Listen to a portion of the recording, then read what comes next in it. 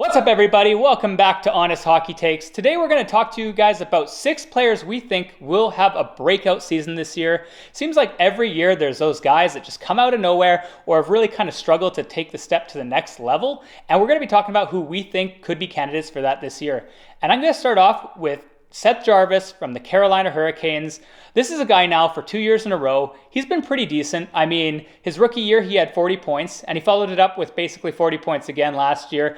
He's been solid, but he hasn't really taken it to the next level. And I think this is the type of guy who's going to be a great candidate for doing that this year. He's going to be playing on the first line with Sebastian Aho. He's going to also be on the first power play unit. So this guy's going to have every opportunity to put up points and succeed. And I think this is the type of guy that could potentially go up from a 40-point player to like a 60-point player this year. I got to remind you guys, this guy is only 21 years old. He's very young. He's a former first-round pick, and I think he has all the talent in the world. Seth Jarvis was a big surprise when he got drafted, and he pretty much played for this team immediately, which is very, very impressive.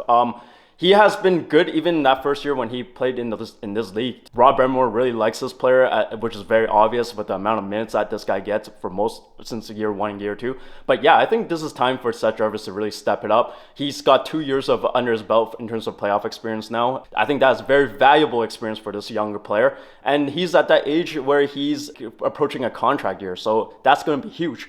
Yeah, absolutely. This is definitely a guy I'm going to watch for this year to take another step and maybe even potentially being like a 30-goal scorer. And the next player that we have is Lucas Raymond from the Detroit Red Wings, who is only 21 years old. He had a sophomore slump last year. He had 45 points last year. But I think this is time for this player to, especially with his contract coming up here, he wants that big money, Usually these players, it's very common they go through the second year where they go through a little dip. I think this year he's going to come back. He's going to be much stronger. Detroit added a lot of players this offseason. Andrew Copp from last year as well. This team is just well equipped to be much more competitive this year, and it's going to be good for Lucas Raymond to get some points. He doesn't have to be the go-to guy. They obviously added DeBrincat from this offseason, which is going to help him a lot, who is projected to be one of his line mate. This player is going to get all the opportunities in the world to show what he can do. Yeah, absolutely. I have to agree with Hohen here. I really have always liked Raymond's game. He kind of stepped into the league after 1 year in Sweden, and he looked really good from the get-go. This guy was like right in the running for Rookie of the Year a couple years ago.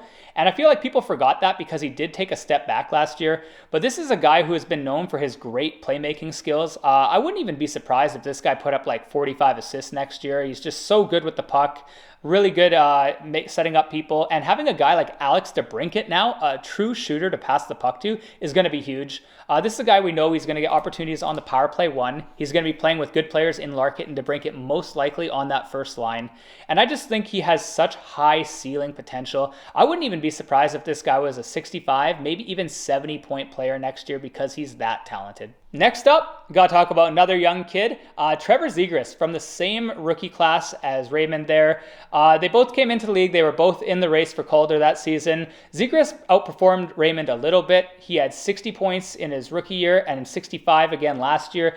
This is a guy who's like kind of hovered around that mid-60s point per game pace. But the thing is, he hasn't really taken the step to the next level. This is a guy who has been on the cover of NHL. He is a big name player, but he really hasn't been like that 80-point player a lot of people have expected. I think this is the year he finally takes that step. I mean, the guy's 22 years old. He's so good. He's like a wizard with the puck. We've all seen the Michigan goals. We've seen the fancy plays, the beautiful passes that he's made to some of these other guys. Like, just absolute talented player. And I think this is the year he finally gets right and takes that step to becoming a full point per game player. Yeah, Trevor Zawada is undeniable in terms of his skill set. It's one of the most skilled players in the league, actually. Especially with those Michigan goals, he's got very good stick handling skills. His skating is very, very good. He does need to work on his defensive side of his game for sure, to maybe try to have less negatives in those back-to-back seasons. But Trevor Zawada has been really, really good. He's the number one center on this team. And let's not forget Matthew Tkachuk. When he came into the league, he was not a point-per-game player for the first few years, actually. It took these players a while to get to that superstar level. And I know Trevor Zawada will eventually reach that superstar level.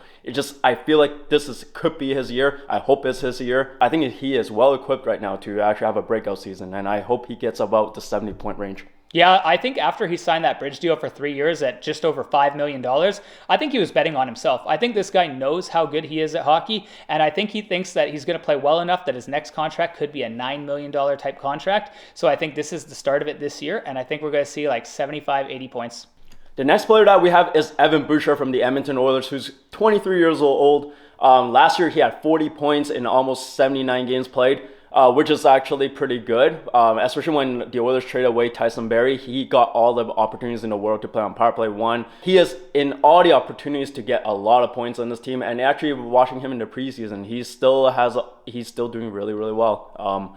We'll see how he does in the main season, but I think he is well equipped to have a breakout season. After playing for the power play one for the whole season, that power play unit was one of the best in the league in league history. After playing on that power play unit with all the superstar players, there's no question that he's going to put up a lot of points. He did that in the playoffs as well, so there's no doubt in my mind he's going to have a breakout season. Yeah, I think this one's a really easy one to predict.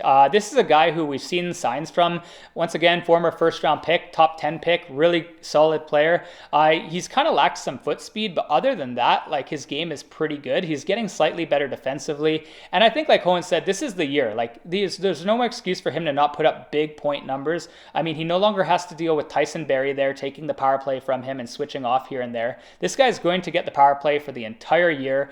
He's going to be playing way more minutes than he ever has before. We got to remember defensemen take a long time to develop, and I mean this guy is still under 25 years old. He's right about at that point where defensemen start to pop off and start to show their true prime potential, and I think we're going to see it this year. I wouldn't be surprised if we see Bouchard in the top 6 in NHL scoring by defensemen this year, because I mean he's in such a great situation and he's a pretty solid player. Next up, I have Barrett Hayton from the Arizona Coyotes. Now, we don't really get to hear too much about the Arizona Coyotes, but I think Barrett Hayton is a great candidate to absolutely explode this year and take the next step. This is a guy who was drafted 5th overall a couple years ago. He's 23 years old, and he's just at that point where he's starting to show signs that he's ready to take it to the next level. Last year in the second half of the season, he really started to take over. He got promoted up in the lineup, and he was playing with Clayton Keller, and we all saw how well Clayton Keller played last year. This guy had the best season of any Arizona Coyote player ever. I think he's going to have a really good opportunity playing with guys like that and Nick Schmaltz, as well as playing on the power play one. This guy is going into the season as the number 1 center for the Coyotes. Granted, I know Logan Cooley is also very talented, so you never know if that stays. But I think Barrett Hayton has all the tools to be a guy who can go from, let's say, a 40-point player like he was last year to someone who's in the 60-point player range this year. Yeah, this player came down the stretch very, very hot, and he's in the same situation as last year because he's familiar with the line mates. He's proved that he has very good chemistry with Clayton Keller, and he's going to be playing with him again. Clayton Keller is an excellent hockey player. When Scott pointed out about Logan Cooley, I think Logan Cooley is actually going to help Barrett Hayton because Logan Cooley is going to be a good player in this league, and I think it's going to draw some attention to him, and he can kind of continue to have a good season without just him being the main target. That's true. So I think Barrett Hayton is poised to have a breakout season. I expect him to get actually over 60 points easy. This player has a draft pedigree. He is apparently a good hockey player. So he proved me wrong in the last season. So I hope he does. And the final player that we have on this list is Alexis Lafreniere, who is 21 years old. He had 39 points last year in almost 82 games played. This player has been a rough one, let's to say the least. This guy was drafted 1st overall by the team, obviously, and this team expected him to be a superstar, and he hasn't been that yet. However, I think this is the year where he actually takes a next step. I don't think he is a superstar in this league, unfortunately, but I think he will take a massive leap for this organization next year. He is poised to play with Artemi Panarin on that line with Vincent Trocheck, which is going to be huge. These two players are very good hockey players, especially playing on line with Artemi Panarin, who is a pass-first type of player, who's going to help Alexis Lafreniere, I think. Yeah, so obviously it's well known that Alexis Lafreniere has kind of had a lot of bus talk about him. He's had a really slow start to his career, but honestly, when you look deeper into the numbers, he hasn't actually been as bad as the numbers suggest at first glance. Sure, he only had 40 points, 39 points last year, but the thing is, he's not really getting a lot of power play time, and he wasn't really put into a lot of positions to succeed. It was really unfortunate in his rookie year. They were dealing with all the COVID crap, and then they didn't really get a good training camp and a good chance for him to actually get accustomed to his line mates and stuff. And that really kind of set him back early.